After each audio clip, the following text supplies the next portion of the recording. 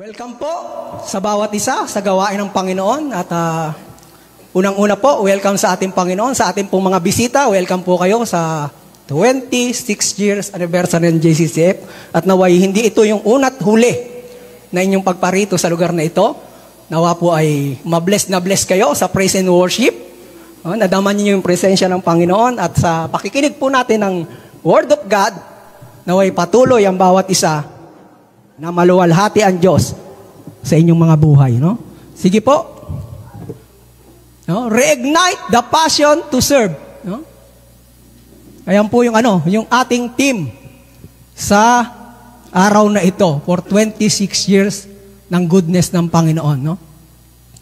Ang ating pong teksto ay matatagpuan sa Romans chapter 12 verse 11. Inaanyahan ko po tumayo ang bawat isa para sa pagbasa ng salita ng Diyos.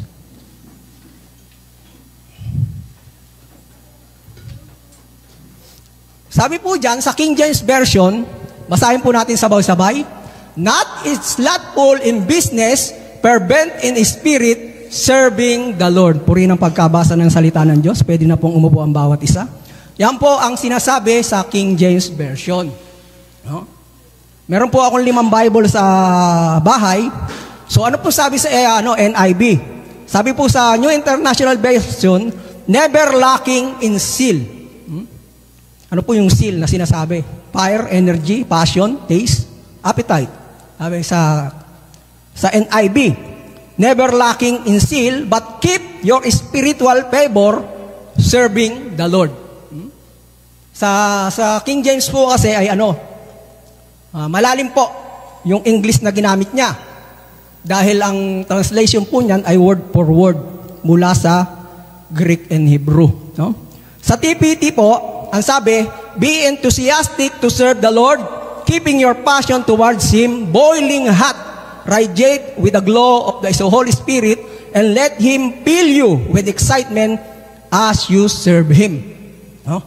So pagdating po sa TPT, para-praise na po ang pagkakasulat, no? Pinara-praise na po.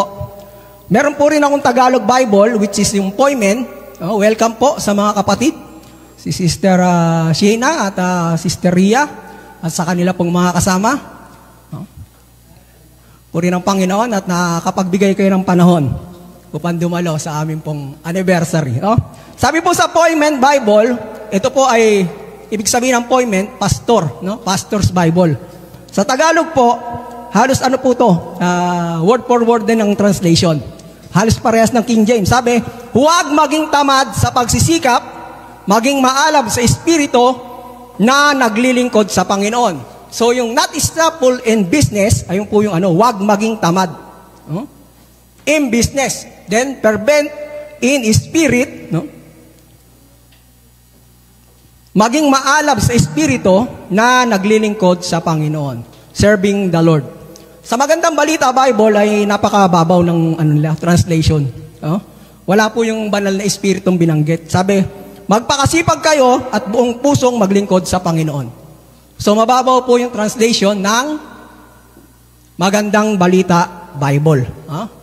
So nag-concentrate po ako sa King James. Yan po ang laging ginagamit kong Biblia. Why? Kasi po, siya yung nasa pinakamalapit sa original words ng Bible. At ito pong Bible kong Tagalog ay Poimen.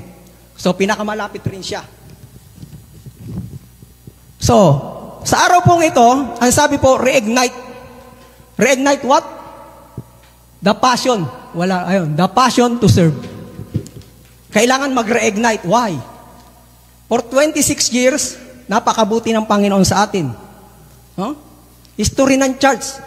Naging 3 yung gawain natin ng ilang taon. Nagkaroon po tayo ng mga daughter church. Nandun po ang unang-una po ay yung Joshua. 4 po pala. Joshua, daughter church ng JCCF, Jesus Calls Commission Fellowship. Ang sumunod ay yung Cornerstone. At nadagdagan pa po ng isa, Cornerstone Daban. Sad to say, naging 3 po yung gawain natin, Thursday night, Friday morning, at Friday evening. So, Sad to say, nawala po yung ibang iglesia. Why? Nagkaroon po ng pandemic. Marami pong mga kapatid ang nawalan ng trabaho, napauwi sa Pilipinas. So, nag-combine ulit sa JCCF Main. So, purihin ang Panginoon dahil hindi siya nagkulang. Even marami ang nawala, patuloy na binibigyan niya ng alab yung puso ng mga mananampalatayang naiwan upang magpatuloy yung gawain.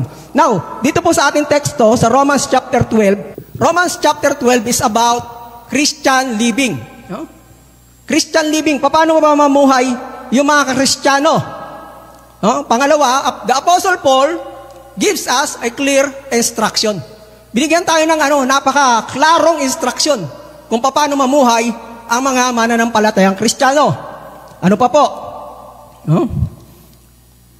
Paano yun? About how to live godly and about how to exercise our gift as a member of the body of Christ.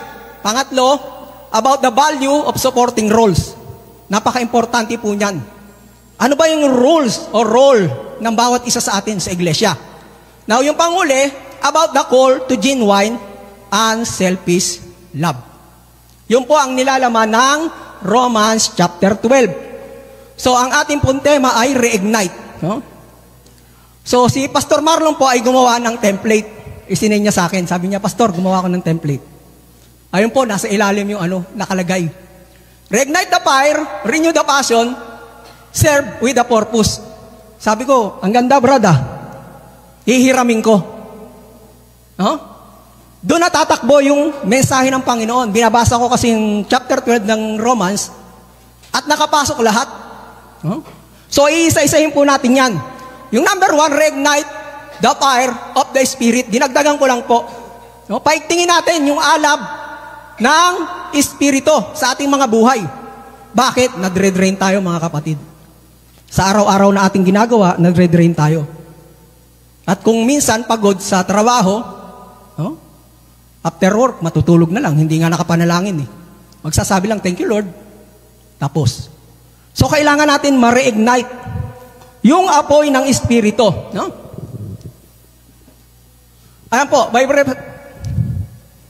by presenting your body a living sacrifice. Nasaan po yan? Nasa verse 1 ng Romans chapter 12. Paano ma-reignite yung fire sa buhay mo?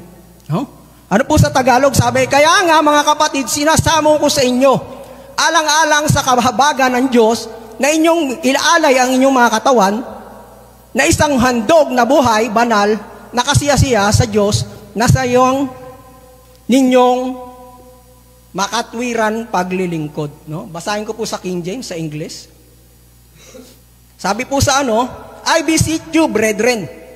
So dito po, nakikiusap si Apostol Pablo sa mga taga-Roma. I beseech, sabi niya, you therefore, brethren, by the mercy of God, that ye present your bodies a living sacrifice, holy, acceptable unto God, which is your reasonable service.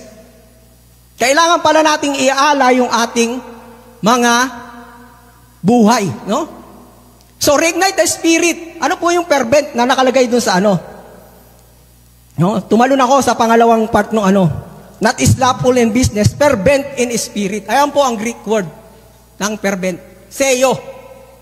A primary verb to be hot, boiled to liquid, or glow of solid.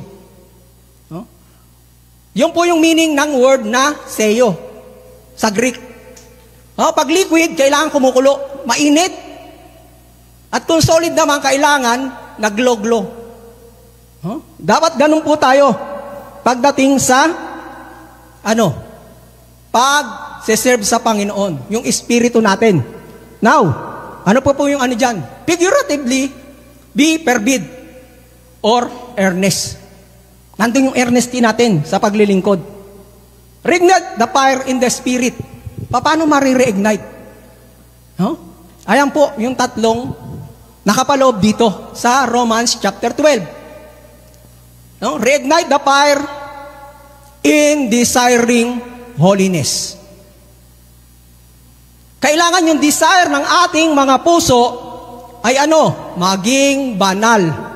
sa harap ng Panginoon. Nasa verse 1 po yan. Kaya nga, sabi, mga kapatid, isinasamo ko, ialay ninyo ang inyong katawan na isang handog na buhay, banal, na kasiyasiya sa Diyos.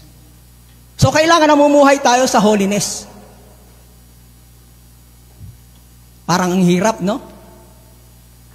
Ang hirap mamuhay sa holiness. Di po ba? Pero yung po yung sinasabi ng Biblia. Wala pa pong banal sa atin sa mga oras na ito. Pinapaging banal tayo ng Diyos. We are under the process of sanctification. Pinapaging banal. Maaring nadadapa tayo? Minsan or madalas? Pero ang napaka-importante, nagbabalik loob tayo dapat sa Diyos. Marireignite yung desire for holiness. Di po ba? Last time nung nagmensahe si Pastor Jason, yung obedience. Obedience. Nandun po yung nandun lang sa verse, sa John. Ipapadala ko ang banal na Espiritu sa inyo. Ituturo niya lahat ng bagay na sinabi ko sa inyo.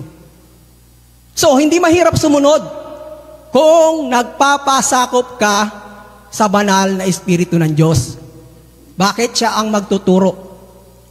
Siya ang magbibigay ng discernment sa'yo. Anak, nalilihis ka na. Minsan maiisip mo yun Anak, mali yan. Naglalaban yung flesh mo sa kay Spirit. So, kailangan, we desire holiness.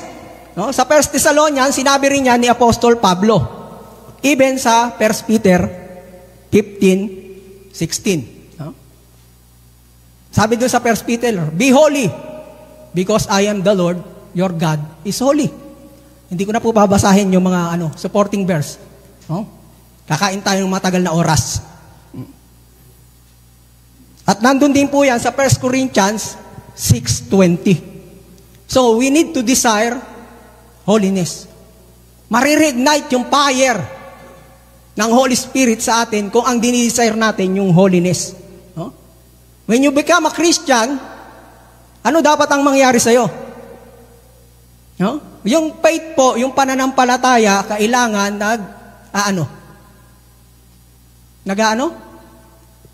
Ano pong pinoproduce ng pananampalataya? Yun yung pangalawa. Obedience. Pag nanampalataya ka, kailangan mag-produce ng obedience. Pagsunod, hindi lang holiness. Ang nanaisin mo, desire to be obedient sa Panginoon. Nasaan po yan? Nasa Romans 6:16. Ano pong sabi doon? Naghang yung cellphone ko. Bear with me. Babasahin ko sa Tagalog.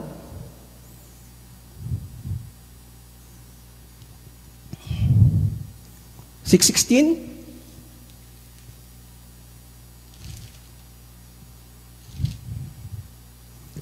Hindi ba ninyo nalalaman na kung kanino ninyo inihahandog ang inyong mga sarili bilang alipin, sa pagsunod, kayo'y mga alipin niya na inyong sinusunod maging sa kasalanan ninyo tungo sa kamatayan o ng pagsunod tungo sa pagiging matuwid.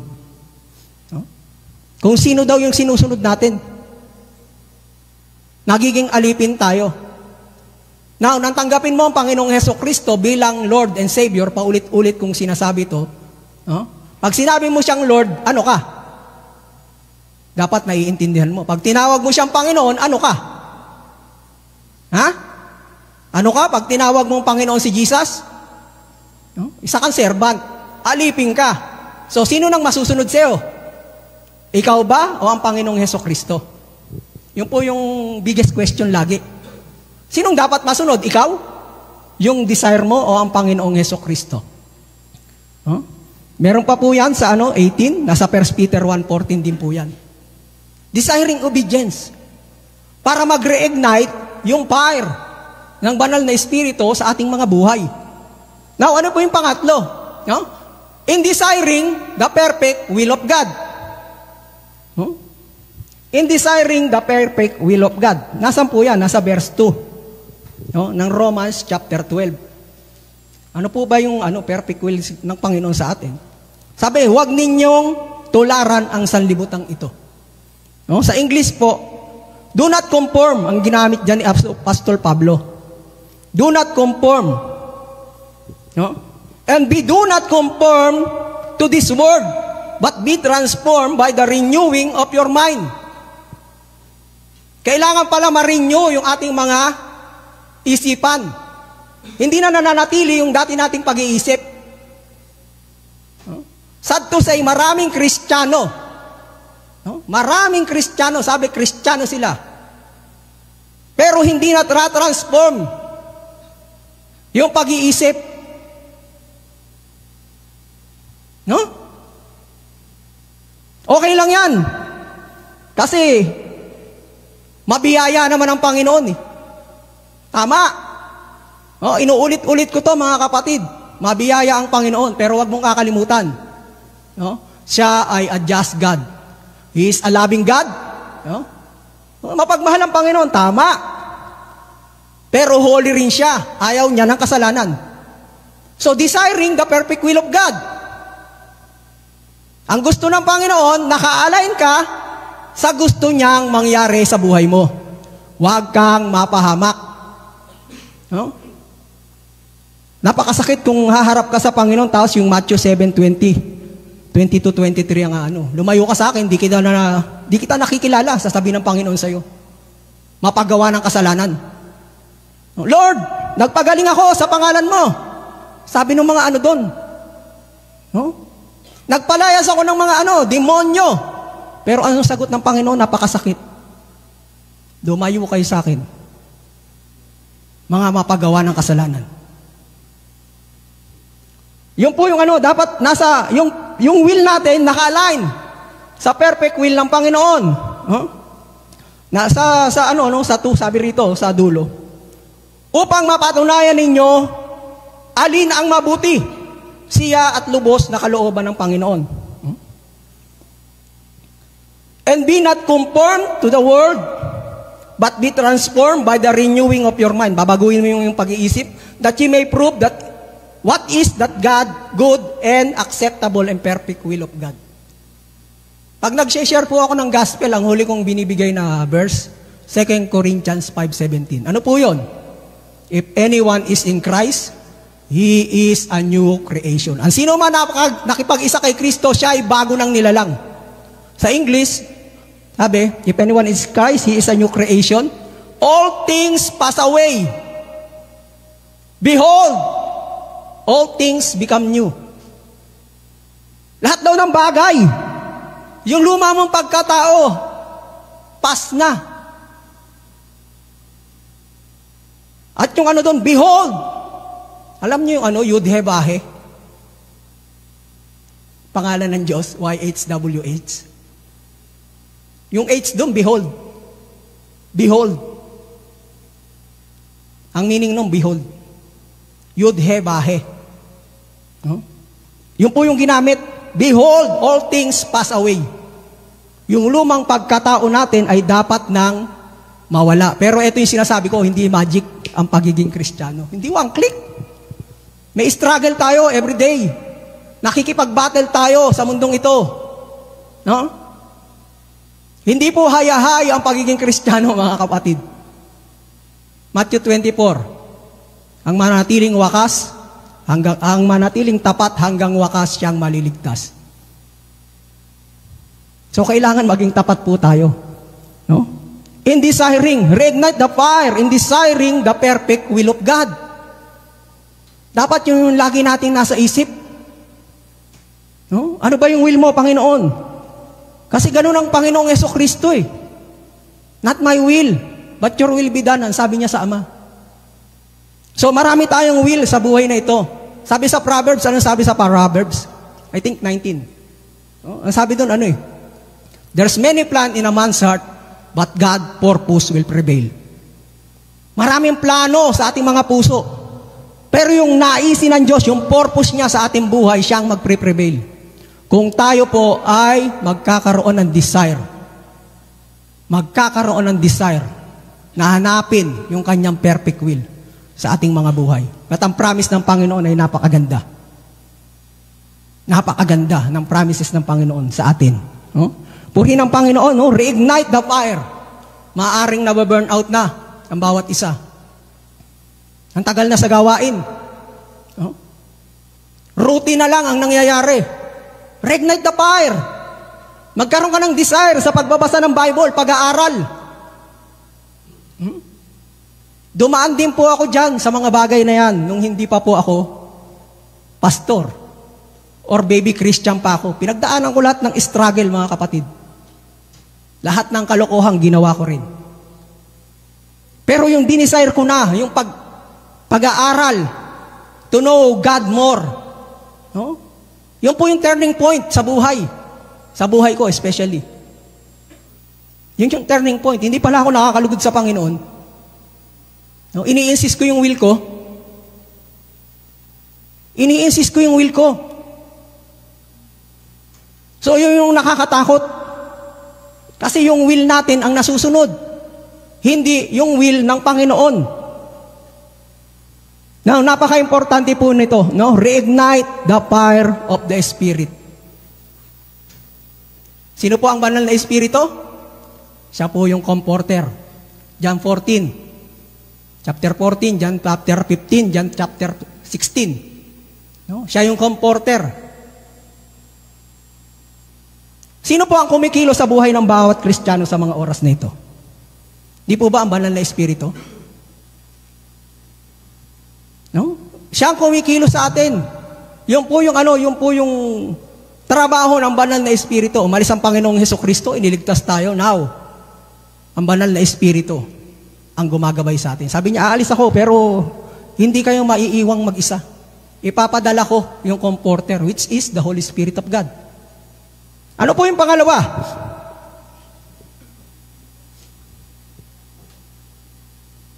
Yan po yung pangalawa. Yung una po, reignite the fire of the Spirit. Nasa verse 1 po yan.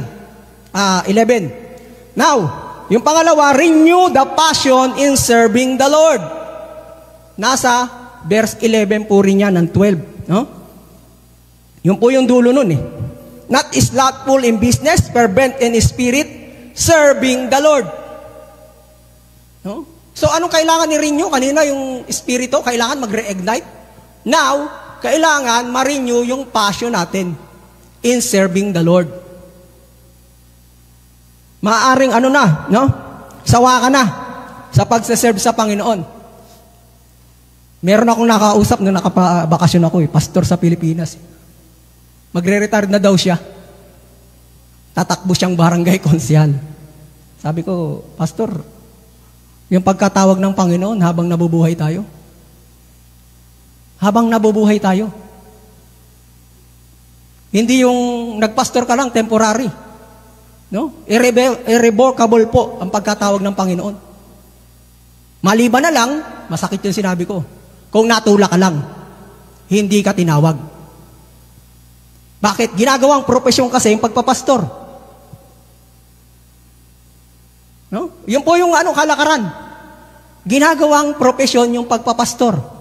That's why, magre-retard. Kasi kung hindi propesyon ang pagkatawag sa'yo, tinawag ka as a true servant of God, yung service mo, up to the last breath. Up to the last breath. Hindi lang. No? Hindi temporary. 20 years ako magpapastor. So, hindi ka tinawag, kapatid. Kung ganun yung mindset mo, naitula ka lang. Pastor yung tatay eh. No? And second, ginawa mong profesyon yung pagpapastor. Now, bakit ganun yung pagsasalita ko? Huh? Kasi po, kami po rito, sabi ko sa Jeddah, hindi kami naitulak. No? Tinawag talaga kami, chosen. Bakit? No? Nagpapatuloy kami sa paglilingkod sa Panginoon, even walang pera. Wala pong tumatanggap sa mga leader sa iglesyang ito ni isang halala, mga kapatid. No? Wala pong tumatanggap. Nagtratrabaho kami. Now, yung ibinibigay ng mga kapatiran, ibinibigay namin, ginagamit para sa iglesia. No? Renta pa lang dito, magkano na? No? 65,000 reals. Magkano yun sa Pilipinas? Doon po napupunta. No? So, naglilingkod kami dahil mahal namin ang Panginoon. Tinawag kami. No? Ang tumawag ay hindi basta-basta si Lord. So, kailangan mong maging tapat. No? Renew the passion in serving. Sa verse 3, sabi po, sapagkat sinasabi ko sa pamamagitan ng biyaya na ibinigay sa akin, na ang bawat isa sa inyo ay huwag mag-isip na kanyang sarili ng higit kaysa nararapat niyang isipin, kundi mag-isip ng may katinuan ayon sa sukat ng pananampalataya. Ano po yung number 1? No? Sabi po sa English dyan, by thinking soberly according as God hath dealt with every man the measure of faith. No? Yung sukat ng pananampalataya. No?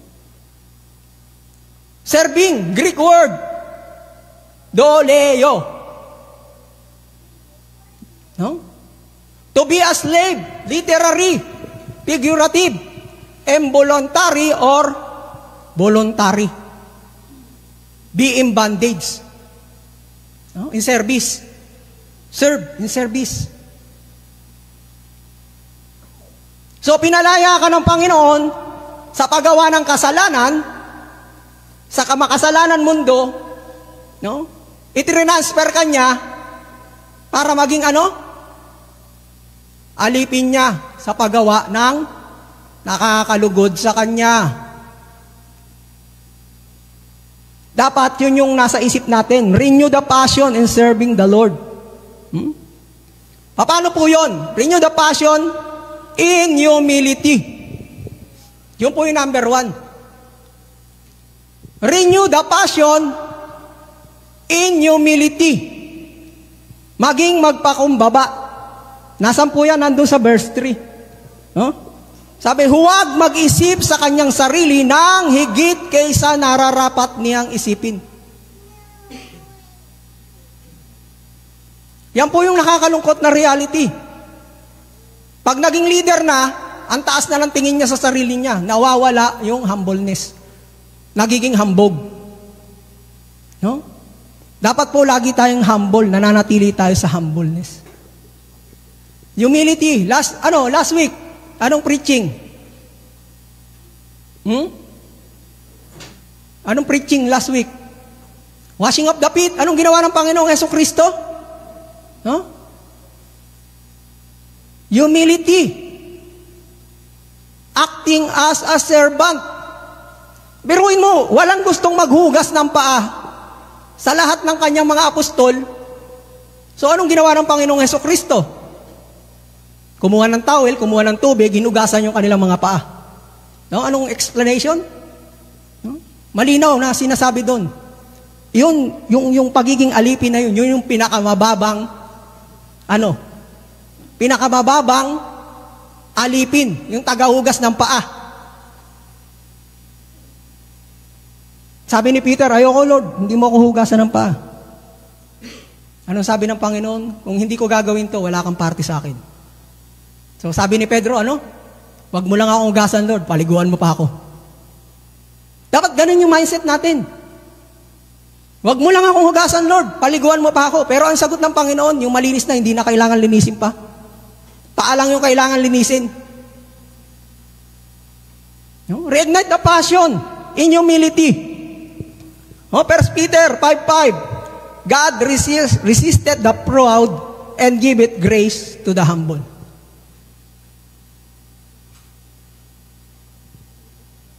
Ayaw ng Diyos yung nagmamataas.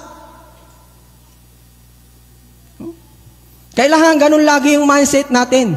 Renew the passion in serving the Lord in humility. Pangalawa, renew the passion in serving the Lord in unity with the saint. Kailangan united ang body of Christ. No, ang church. Nasaan po yan?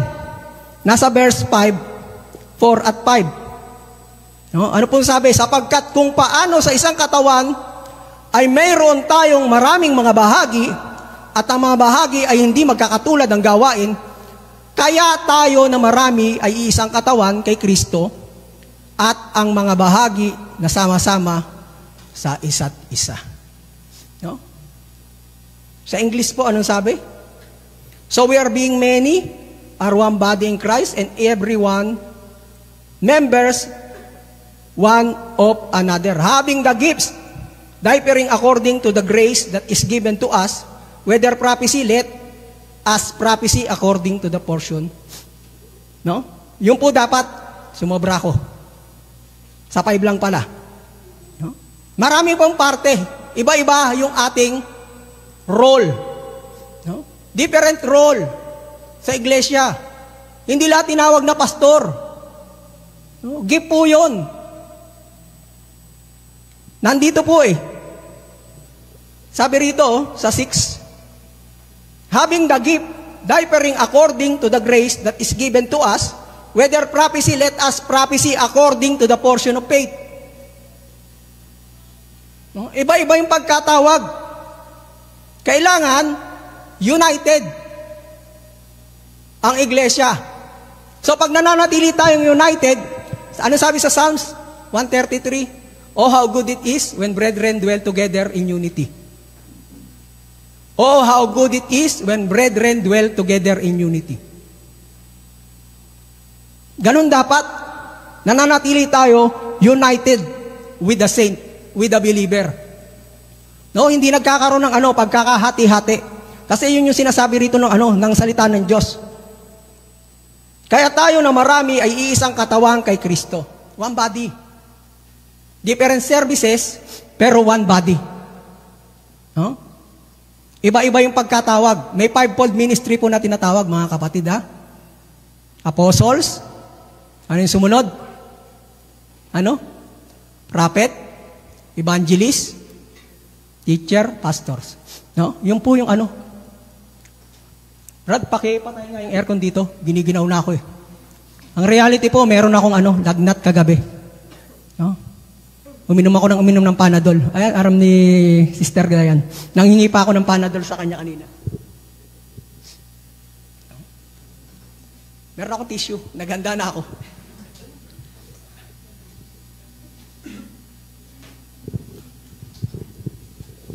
Nahihilo po ako kanina bago pumunta rito. Wala pa rin po akong tulog. No?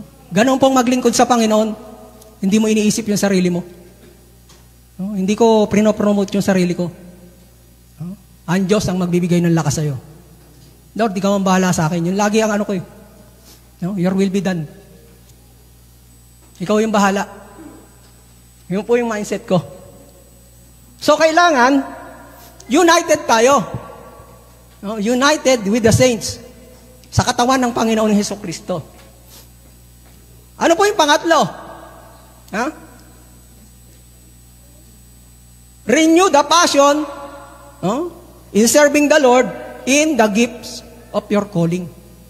Sa yung pagkatawag. Sa yung pagkatawag. Iba-iba yung pagkatawag. Verse 6 to 8. Ano sabi? Tayo ay may mga kaloob na nagkakaiba ayon sa biyaya na ibinigay sa atin. Kung propesiya, ay gamitin ito ayon sa sukat ng pananampalataya. Gift of prophecy yun. Pangalawa, kung paglilingkod, ministering, sa paglilingkod, o ang nagtuturo ay sa pagtuturo. Ang nangangaral ay sa pangangaral. Ang nagbibigay ay magbigay ng may magandang loob. Ang namumuno ay may pagsisikap. Ang mahabagin ay may kagalakan. No? Welcome, kapatid, na Dave. Pasok lang. Si Sister Marimal pala, hindi ko nabate. Welcome. No? Ayun po, yung different calling sa atin ng Panginoon. So kung hindi mo kayang mag-preach, Mamili ka na lang. Hingin mo sa Panginoon yun. No? Sa fivefold ministry po, ang hinihingi ko sa Panginoon ng mga panahong humihingi ako sa Panginoon. Sa fivefold ministry, sabi ko, makapagturo ako, Panginoon. Hindi po pagpapastor ang hinihingi ko. No? Makapagturo ako ng ayos. Biblikal. Hindi yung opinion ko. Yun po yung hinihingi ko lagi sa Panginoon. No? At ibinigay ng Panginoon yun. Bakit? Sabi ko, Holy Spirit. Ikaw yung nag-inspired sa Bible eh. Nasaan yun? 2 Timothy 3:16. No? All Scripture ay ano? God-breathed. Hininga ng Diyos. Ano daw? And profitable for doctrine, teaching, reproofing, no? In righteousness. Now, sabi ko sa Banal na Espiritu ko yung author ng Bible. So, ikaw rin yung magpaliwanag sa akin pagdating sa yung banal na salita. No, wag yung sarili kong opinion. Wag yung sarili kong opinion. Kung ano yung nakasulat sa Bible, yun yung gusto kong ipahayag.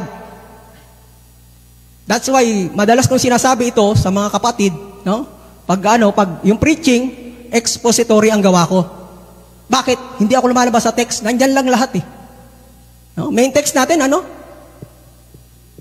12:11.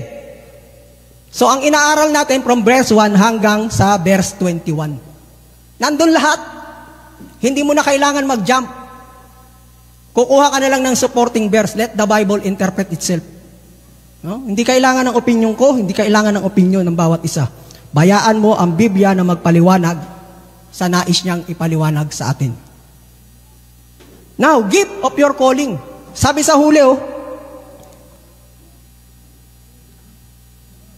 8. Ang mga ngaral ay sa pag-aaral. No? Ang mga ngaral ay sa pangangaral.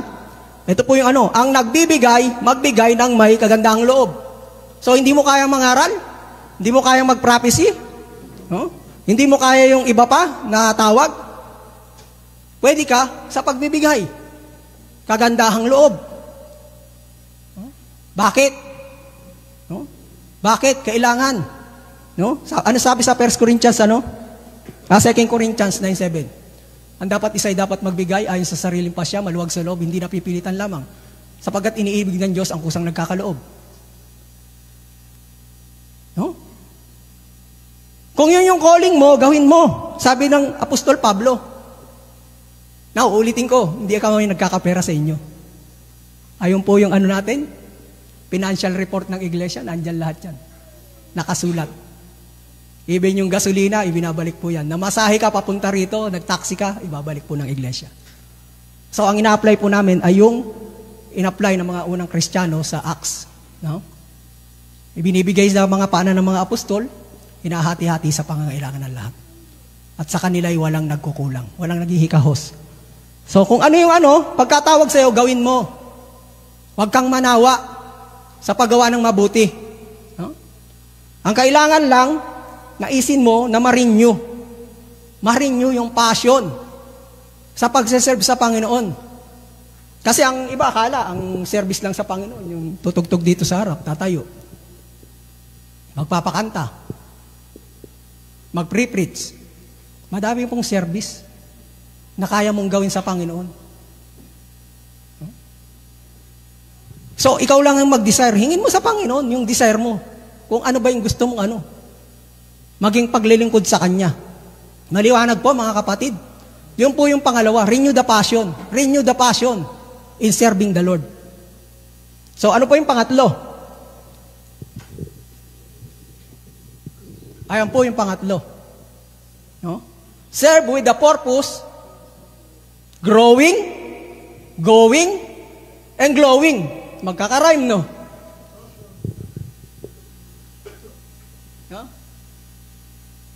Serve with a purpose. Ano yung number 1? Growing.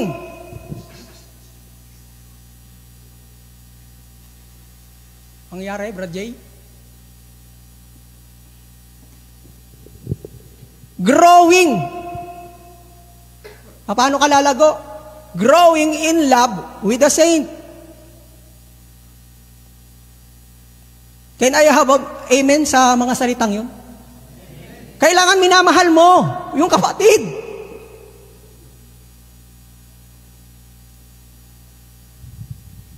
Sabi ng Panginoon, ibigin mo yung hindi ka ibig-ibig.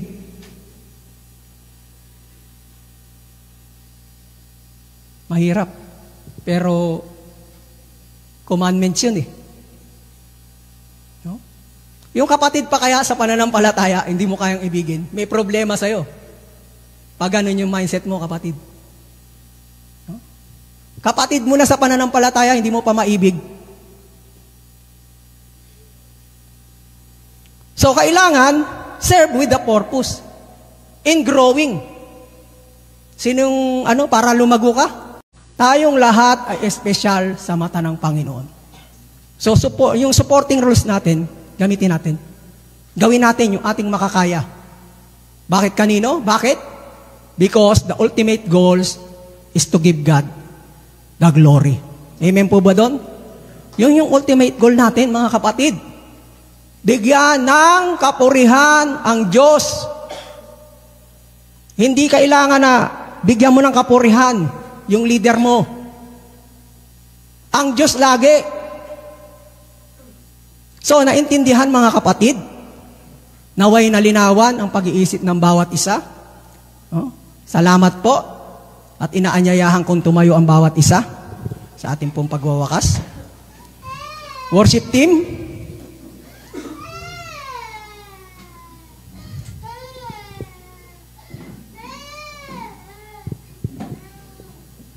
kakanta mo yung revival.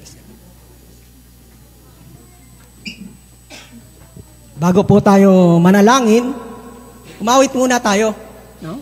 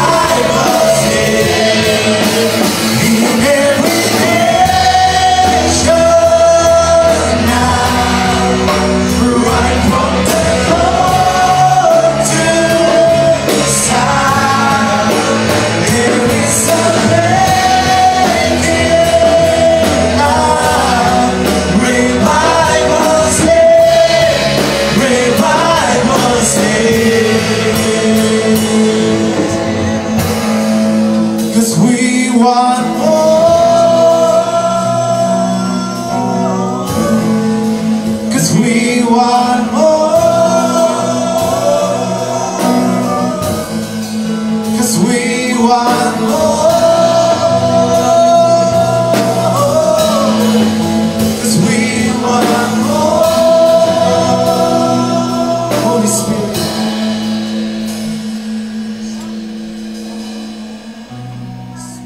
Siya nga po, banal na Espiritu.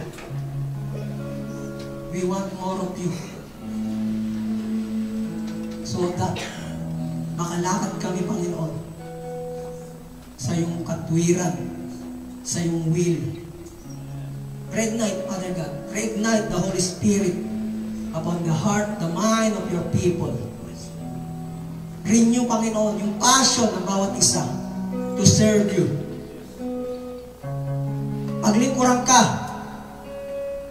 nang hindi po nag-aalinlangan at patuloy, Panginoon, na makapag-serve kami unang-una sa mga kapatid sa pananampalataya, maging sa mga hindi mananampalataya, Father God. Mahalin namin sila gaya ng pagmamahal namin sa aming mga sarili. Yun po yung pangalawang utos na ibinibigay mo sa iyong mga anak. Father God, nandito ang iyong church. Right at this very moment, humihingi ng iyong kalakasan, ng iyong pag-ibig, na patuloy mong ina-apply, Panginoon. Hindi kami mga perpekto, Father God. Nagkakasala pa rin kami. Ngunit nandito kami, nagpapakumbaba, humbling ourselves sa harapan mo, Panginoon. Ikaw ang maluwalhati, ikaw ang mataas, ikaw ang patuloy na mapapurihan sa aming mga buhay. Wala kaming magagawa kung wala ka. Patuloy po, Panginoon. Maraming salamat for the 26 years na ibinigay mo ang iyong gabay, pag-iingat, protection sa iglesia ito. Na ipinakita mo yung pagmamahal, yung iyong biyaya, yung grace, Panginoon, irresistible grace, Father God, na inihahayag mo sa amin. Salamat po. At patuloy ka namin pupurihin, dadakilain. And we're asking for another 26 years, Panginoon, ang iyong iglesia. Ikaw ang gagabay, ikaw ang mangunguna, at ikaw lamang ang aming luluwalhatiin sa araw-araw ng aming mga buhay. Marami pong salamat sa iyong kapurihan, Panginoon, at sa susunod pa po namin gawain, ikaw ang patuloy na mataas sa aming mga buhay. In Jesus' name we pray. Amen.